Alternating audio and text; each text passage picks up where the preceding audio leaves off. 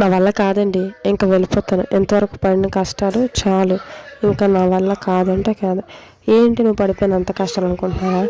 ఇన్ని రోజులు స్కూల్స్కి పంపించి ఇన్ని చేసామా, మరి కష్టం కదా. రాగా రాగా దసరా హాలిడేస్ వచ్చాయి. మరి హాలిడేస్ అప్పుడు ఇంట్లో ఉంటామా? ఎక్కడ దగ్గరికి వెళ్ళాలి కదా. అందుకని మేము మా ఊరు వెళ్తున్నాం. మరి వెళ్ళేటప్పుడు లగేజ్ అనేది ప్యాక్ చేసుకోవాలి కదా. అందుకని ఈ పిల్లలతో వెళ్ళామంటే లగేజ్ చాలా ఎక్కువ ఉంటుంది.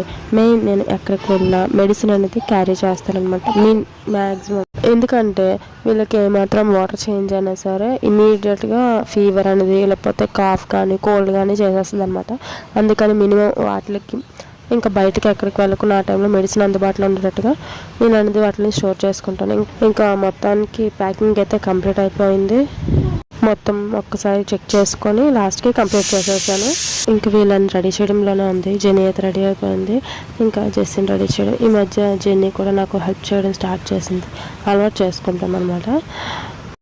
వీళ్ళని రెడీ చేయడమే పెద్ద పని. మొత్తానికైతే రెడీ అయిపోయాము. ఇంకా బస్ స్టాప్కి కూడా వచ్చేసాము. బస్ కోసం వెయిట్ చేస్తున్నాం, బస్ ఇంకా రాలేదు. మరి చూసి చూడంగా వచ్చింది. లాస్ట్కి బస్ ఎక్కేసాము. మధ్యదారిలో వెళ్ళేసరికి మా బ్యాడ్ లక్ ఏమిటో చాలా పెద్ద వర్షం పడుతుంది. అయ్యో అనుకున్నా, ఎందుకంటే వర్షం పడితే బాగుంటుంది కానీ వర్షంలో జర్నీ అంటే చాలా ఇబ్బంది. అది కూడా పిల్లలతోటి లగేజ్ తోటి అంటే చాలా కష్టం అనమాట. మధ్యలో వేరే బస్సు ఎక్కాలి, అందుకని చెప్పేసి దిగితే వీళ్ళేమో వీళ్ళ పని చేసుకుంటున్నారు. ఎక్కడికి వెళ్ళినా ఇది మాత్రం మనకి మారదు కదా.